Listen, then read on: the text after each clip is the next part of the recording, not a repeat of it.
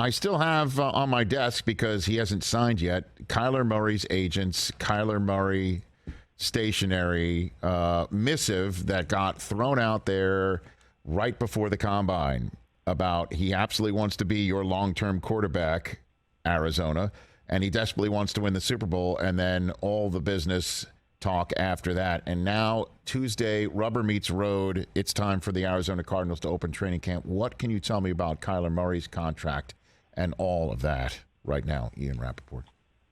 It does sound like they're having some conversations. It sounds like those have been somewhat productive. Is a deal going to get done in time for training camp? I don't know.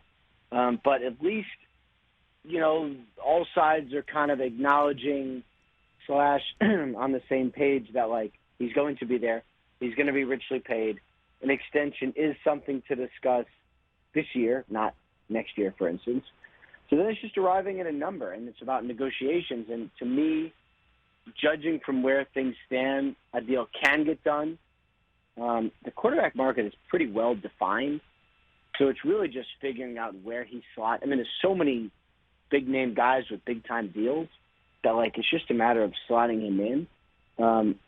I don't know if they'll be able to do it in time for camp, but to me, this is a deal that could get done. Well, I mean, the slotting in, if I'm an agent, I'm saying the slot is Deshaun Watson, because my guy doesn't have a hearing and a suspension and lawsuits, and my guy hasn't required you to settle suits with people who haven't even sued you yet, and so on and so forth, and every penny's guaranteed.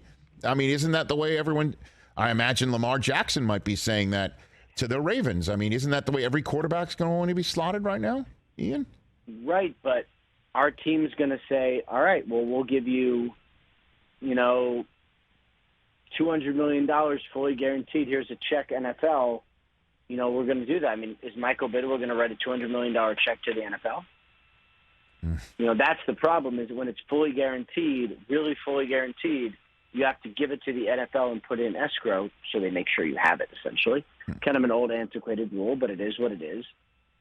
Teams have not been willing to do fully guaranteed deals for quarterbacks, absent the Vikings and now the Browns.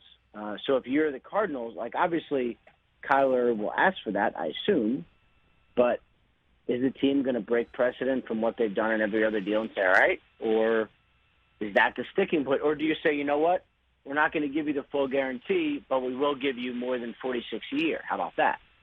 So there's ways to do it, but I don't know if they'll do the exact, say, Deshaun Watson fully guaranteed deal. So what are you hearing, though, in the conversations about Lamar and Kyler, and has the Watson contract affected all of this? What do you think?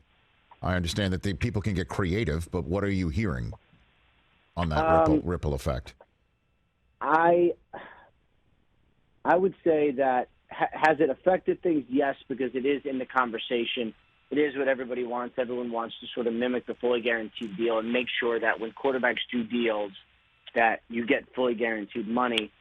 I have not gotten the sense yet that teams are like, okay, you win, we lose, the contract will be fully guaranteed. I believe it'll be something that they'll negotiate for, and if you're a team, you're never going to give in any contract, you're not going to give them every single thing they want. So you'll say, we're not going to do a fully guaranteed deal, but we'll give you this APY that you want. Like, it's something to negotiate for, and I don't get the sense teams have said, okay, fine, this is now the market.